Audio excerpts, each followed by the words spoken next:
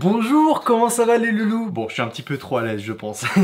Écoutez, je suis vraiment très content de vous retrouver pour une nouvelle vidéo sous un nouveau cadrage. J'aime bien ce cadre et n'hésitez pas à me dire en commentaire qu'est-ce que vous en pensez de ce cadre avec ce fond, une map en fond, un ordinateur sur le côté. Comment il s'appelle déjà? Snappy? Snacky? Je sais plus. Sparky? Je sais plus. Bref, avec la mascotte de la chaîne. Et on se retrouve aujourd'hui pour parler du One X2 de Insta360. Donc bien sûr, avant de commencer la vidéo, je tiens à remercier les boss du game audiovisuel, c'est-à-dire Miss Numérique, de m'avoir permis d'essayer cette caméra. C'est la première fois que j'essaie une caméra 360 et je suis assez surpris. Au début, je m'en servais vraiment comme une caméra normale, mais en fait pas du tout. Il faut pas s'en servir comme une caméra normale. Pourquoi c'est pas pareil qu'une caméra? Parce qu'on n'a pas besoin de cadrer comme une caméra. Vous commencez à enregistrer et puis à partir de là, c'est free. Après vous emmenez la caméra à droite, à gauche, vous faites ce que vous voulez avec, car de toute façon tout se passera après en post-production pour refaire votre cadrage. Mais revenons au sujet de la vidéo, c'est-à-dire la One X2. On va rentrer un petit peu en détail sur les caractéristiques techniques de l'appareil et ensuite je vais vous donner mon avis, que ce soit en vidéo et en photo. Donc la One X2 contient deux lentilles, une devant et une derrière de 7,2 mm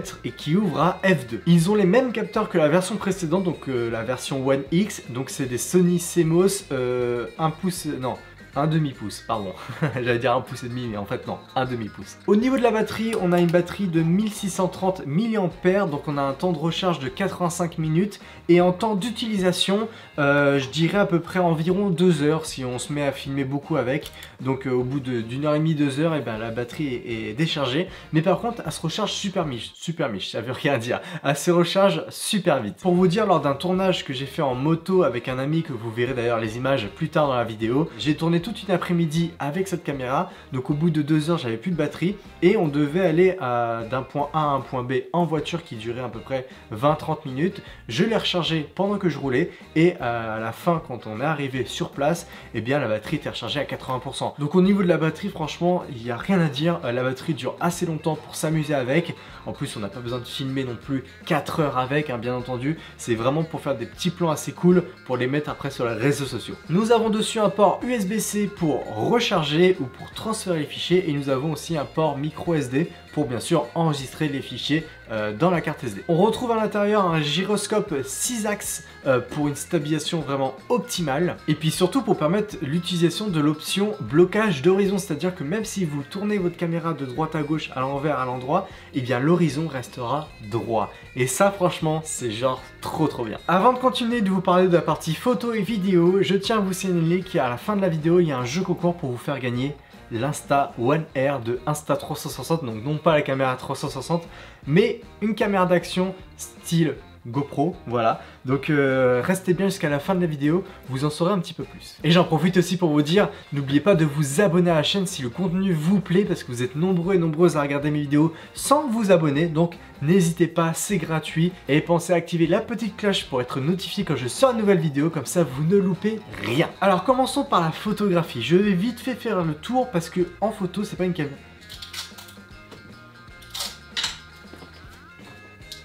Ça arrête pas de se détacher, c'est chiant. Oh là là. Donc je disais que je vais vite passer la partie photo parce que c'est pas une caméra pour prendre des photos, malheureusement. Pourquoi? Parce que une caméra 360, vous allez faire quoi comme photo? Des panoramiques. Et à part ça, voilà, c'est tout. Après vous pouvez prendre des photos et ensuite, vu que c'est une photo 360, vous pouvez cadrer comme vous le souhaitez. Ça c'est tout à fait faisable, tout à fait possible, mais sincèrement on va plus utiliser cette caméra pour faire des petites vidéos de vos vacances, etc. entre amis, que plutôt des photos. Voilà. Donc vous avez quand même 5 modes inclus en photographie, c'est-à-dire vous avez le mode standard, le mode HDR, le mode rafale, le mode intervalle, donc c'est le mode timelapse, et le mode nuit pour faire des photos de nuit. Donc il y a deux formats disponibles, vous avez le format RAW, bien sûr, pour retoucher vos photos, et vous avez le format INSP, donc c'est un format spécifique à Insta360. Pour pouvoir travailler ces formats-là, va falloir télécharger leur logiciel qui est Insta360 Studio, je vous mets le lien en description bien entendu, un logiciel qui est totalement gratuit, vous inquiétez pas, et à partir de là il va vous installer en fait sur votre ordinateur des modules pour pouvoir retoucher ce genre de format, voilà tout simplement, ne vous inquiétez pas, vous allez pouvoir retoucher vos photos via votre logiciel que vous avez l'habitude, donc ça peut être Lightroom, ça peut être Photoshop, ça peut être n'importe quel logiciel, ça va installer tous les modules nécessaires pour pouvoir lire, pour pouvoir travailler ces fichiers. Et donc, comme je l'ai dit précédemment, vous avez la possibilité de faire des photos panoramiques, et ça franchement c'est assez cool à faire. Parlons maintenant de la partie vidéo, et je peux vous dire qu'il y en a des choses à dire. Déjà, vous avez deux façons de filmer. Vous avez le mode 360 ou le mode 150 degrés, c'est-à-dire qu'il n'y a qu'une lentille qui filme, donc ça peut être cette lentille là ou celle-là. Vous avez le choix, vous pouvez switcher quand vous le souhaitez. Pour le mode 360, vous avez trois résolutions. Vous avez la 5,7K, vous avez la 4K et vous avez la 3K. La 5,7K est disponible en 24, 25 et 30 images par seconde. La 4K, quant à elle, est disponible à 30 et 50 images par seconde. Et la 3K est disponible uniquement en 100 images par seconde. Et pour ces trois résolutions, vous avez la possibilité de filmer en HDR, c'est-à-dire que vous allez avoir beaucoup plus d'informations dans les basses et hautes lumières. Donc si vous filmez avec cette caméra 360, ça va pas vous donner des fichiers MP4, ça va vous donner des fichiers INSV. Donc c'est un format qui est propre à Insta360. Et si vous importez ces formats-là sur votre logiciel de montage, par exemple moi c'est Adobe Premiere Pro, et bien mon logiciel va tout simplement me dire qu'il ne prend pas en charge ce type de fichiers. Alors comment faut faire pour prendre en charge ce type de fichiers pour pouvoir les travailler? En fait, on est obligé, comme pour la photo, d'installer leur logiciel Insta360 Studio sur votre ordinateur, et à partir de là, il va installer automatiquement les modules, et à partir de là, une fois que vous avez installé le logiciel, eh bien vous allez pouvoir importer les fichiers, donc les fichiers INSV, sur votre logiciel de montage, et votre logiciel de montage va pouvoir les lire. Moi, ce que j'aime par-dessus tout, ça veut totalement rien dire. Moi, ce que j'aime avec une caméra 360, c'est qu'on n'a pas besoin de cadrer notre image. On n'a pas besoin de cadrer, on a juste à filmer, tout se passe après en montage, et c'est ici qu'on va décider de cadrer notre image comme on le veut. Alors, en ce qui concerne le mode grand angle, donc le mode 150 degrés, vous savez, c'est juste une lentille qui est allumée et non pas l'autre, eh bien, il y a deux résolutions différentes. Vous avez la 2K en 30 et 50 images par seconde, et le Full HD en 30 et 50 images par seconde. Pour les 2K, vous avez aussi la possibilité de filmer en HDR, et contrairement au mode 360, le mode grand angle vous donnera des fichiers .mp4. Vous allez pouvoir le travailler sur votre logiciel de montage. En vidéo, vous avez deux codecs de disponibles, à vous de choisir. Vous avez le H264 et le H265, et ça enregistre les vidéos avec un débit de 100 mégabits par seconde. Alors, ce qui est plutôt pas mal, mais par contre pour le ralenti, notamment je pense au 3K à 100 images par seconde, ça sera pas du tout suffisant. Les images sont vraiment pas ouf au ralenti, sauf si vraiment vous avez un soleil de dingue et vous avez des projecteurs, et bien là en fait il faut vraiment une très grosse lumière pour que vous ayez des images de qualité.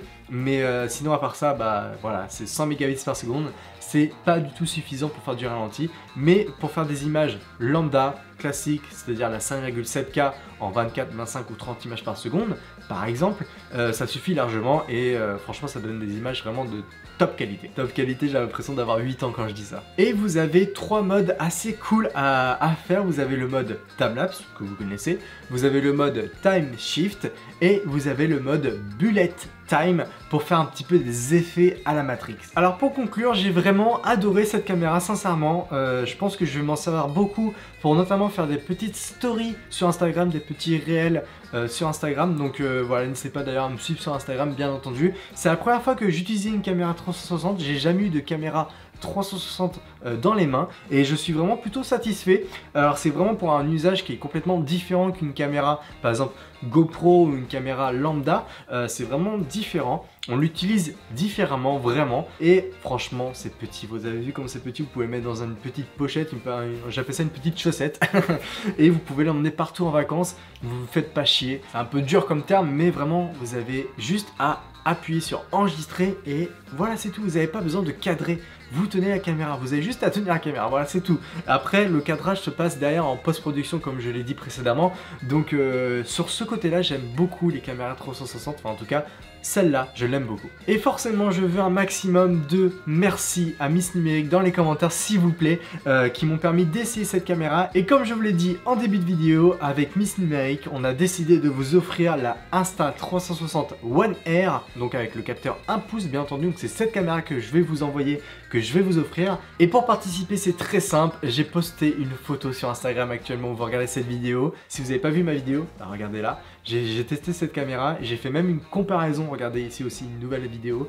J'ai fait une comparaison avec la GoPro Hero 9 et franchement, elle se débrouille plutôt pas mal. Je vous invite également à me rejoindre sur le Discord, c'est un Discord dédié à la photo, à la vidéo et au drone. Donc si vous êtes passionné de photos, de vidéos et de drone, bah rejoignez le Discord, on est entre passionnés. Donc si vous avez envie de partager vos photos ou partager votre compte ou même si vous avez du matos à vendre ou à acheter, bah voilà, le Discord est fait pour ça ou même pour échanger avec d'autres créateurs. N'hésitez pas et rejoignez aussi ma chaîne Twitch les amis, parce que je twitch souvent, ça veut complètement rien dire, non, je live souvent, donc 3-4 fois par semaine, bah venez, on s'amuse, on joue à des jeux de voyage, on monte des vidéos, on retouche des photos, je retouche vos photos, donc bref, on s'éclate. Rejoignez-moi sur Twitch, rejoignez-moi sur Discord, voilà, je vous attends. Moi sur ce, je vous laisse ici, je vous retrouve prochainement pour une nouvelle vidéo YouTube, et surtout n'oubliez jamais les amis, n'oubliez jamais que c'est en pratiquant qu'on apprend. Ciao!